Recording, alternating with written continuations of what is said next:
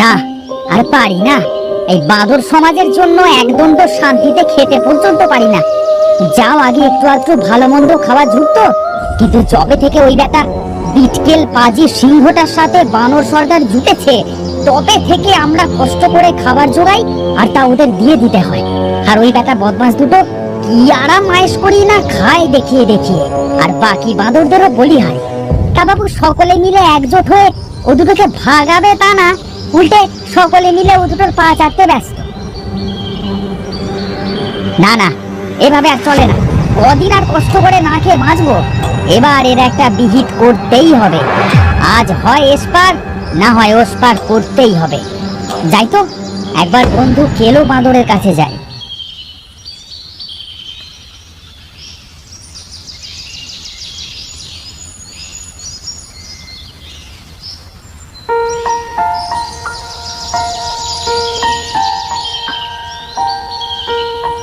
কি হে কেলো পণ্ডিত, খবর কি? এই তো বন্ধু গেছো। আরে এসো এসো, এই এতদিন পর বুঝি এই কেলোকে মনে পড়লো? আরে না বন্ধু, সময় যা খারাপ যাচ্ছে কি আর বলবো, দেখা করবার আর সময় কোথায়। এই কেন গো, তোমার আবার কি হলো? সময় খারাপ যাবে কেন? কেন, তোমার বুঝি সময় খুব ভালো যাচ্ছে? ওই বেটা সর্দার আর সিংহ মিলে যা শুরু করেছে, তাতে তো টেকা দেয়। হ্যাঁ, তা ঠিকই বলেছো ভাই। এই আপদ দুটো যা করছে দিন দিন, শুনেছি ফালুটাকে নাকি সেদিন খুব মতো মেরেছে হতচ্ছাড়া দুটো। কেন, ফালু আবার কি করলো? দুদিন ধরে নাকি জ্বরে ভুগছে বেচারা, তাই খাবার দিতে যেতে পারিনি। কিন্তু ওই বেটা সিংহ সেসব শুনতে নারাজ, হুঙ্কার দিয়ে বলল, দুদিন যখন খাবার আনিসনি তো দুদিনের খাবার এক্ষুনি নিয়ে আসবি। তাই নাকি?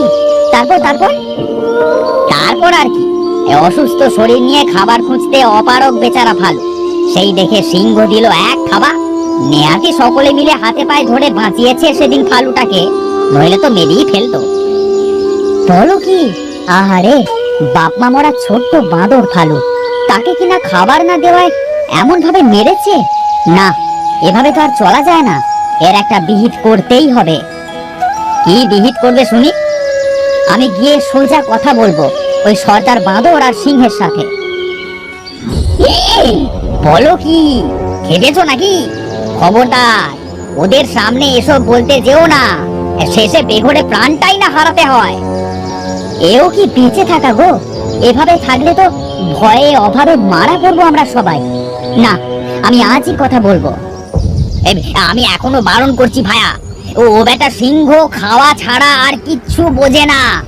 ও বেটার সামনে এসব বলতে যেও না, সে বড় হিংস্র, শেষে সর্বনেশে কাণ্ড হবে, এই বলে দিলাম ভায়া। তাহলে হোক, কিন্তু একটা না একটা বিহিত করতেই হবে। আজ যাই বরং বন্ধু, আবার আরেকদিন আসবো। যাচ্ছ যাও, তবে ওদের সাথে কিন্তু লাগতে যেও না, সে দেখবক্ষণ।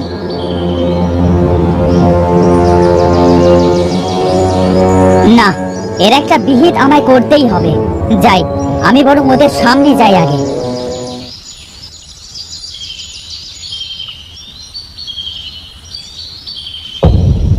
কি ব্যাপার, এই সকালবেলা খাবার দিতে এলে বুঝি?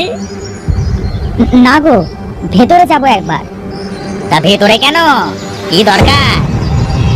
সিংহ আর সর্দারের সাথে দরকার আছে, যেতে দাও তো। হ্যাঁ, যেতে দিচ্ছি, কিন্তু আবার কোনো গোল বাঁধিও না কিন্তু।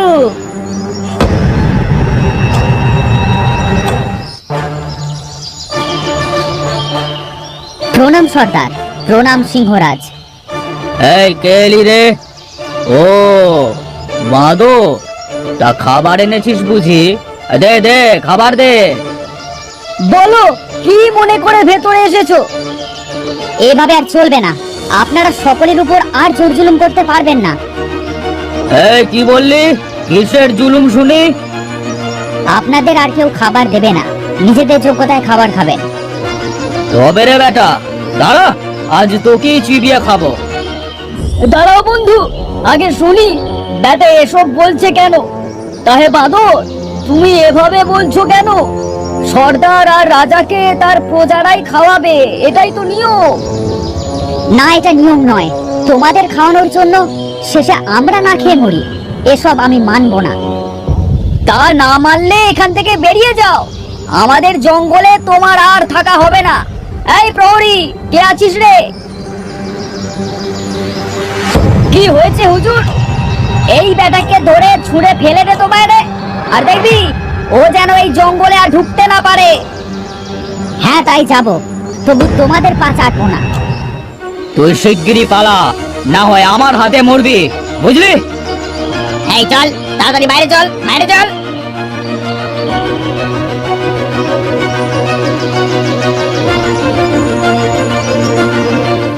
থাকবো না তোমাদের জায়গায়, ভালোই হয়েছে, এবার নিজের মতো নিজে চলবো।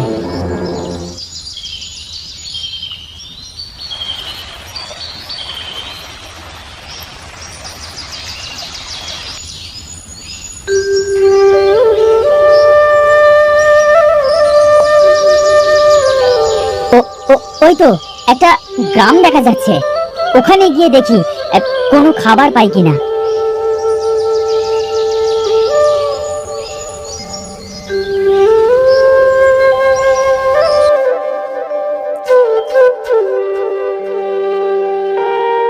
আরে কত মানুষ! আমার কতদিনের স্বাদ ছিল মানুষ দেখবো। ছোটবেলায় শুনেছি মানুষেরা নাকি অনেক ভালো হয়।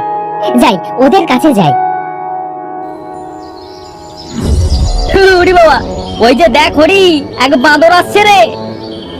হ্যাঁ, তাই তো। ও বেটা জঙ্গল থেকে গ্রামে ঢুকলো কেমন করে? চল ওটাকে গিয়ে ধরি। এই ধরে কি করবি রে? কি আবার করবো, দেখিসনি বাজারে হাটে বাঁদর নাচ দেখায়? তা ওকে নিয়ে কি বাঁদর নাচ নাচাবি? হেৎ, আমি নাচাবো কেন রে? তবে যারা নাচায় তাদের কাছে বেচবো, বিনে পরিশ্রমে কিছু টাকাও তো পাওয়া যাবে, বুঝলি না? তা তো বেশ ভালো বুদ্ধি, চল তবে ওটাকে ধরি। হ্যাঁ হ্যাঁ, চল চল চল।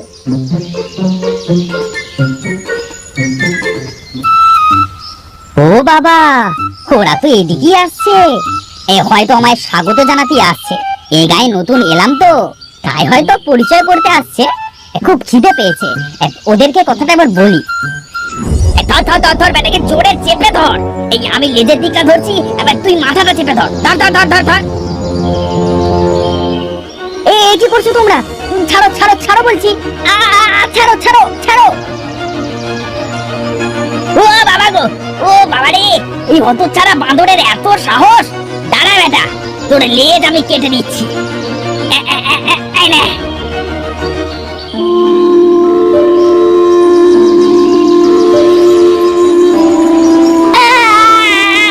মরে গেলাম ব্যথায়, ও মা গো।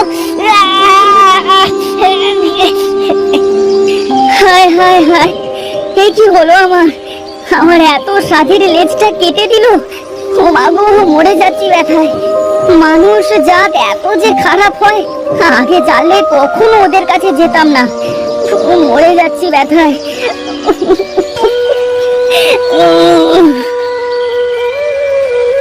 কে তুমি? কাঁদছো কেন?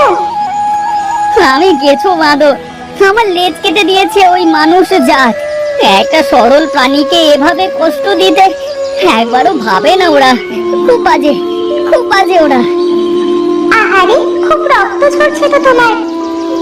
হ্যাঁ গো, খুব ব্যথা হচ্ছে। কিন্তু তুমি কে?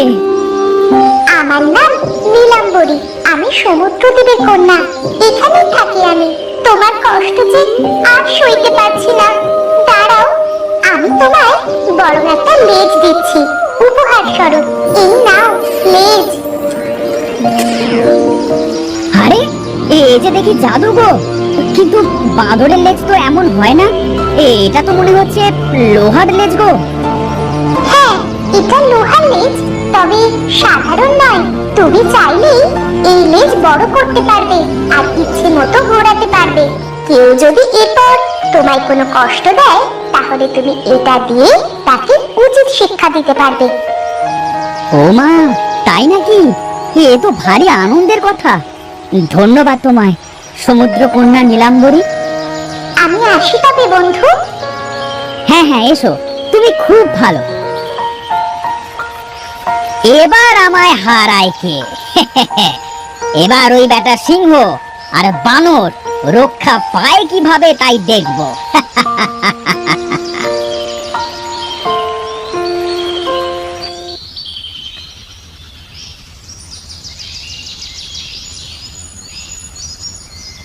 কি রে সিংহ, কোথায় তুই? বেটা সর্দার, ওই তুই, সাহস থাকলে বাইরে আয়, তোদের আমি ভয় পাই না। এ, কে এসেছিস রে? হ্যাঁ, ও তুই বেটা আবার এসেছিস? এই দাঁড়া, তোকে এবার ছিঁড়ে খাবো। হ্যাঁ, এবার আর তোর ক্ষমা নেই, এবার মর সিংহের হাতে। এত সাহস তো আয় লড়াই করতে।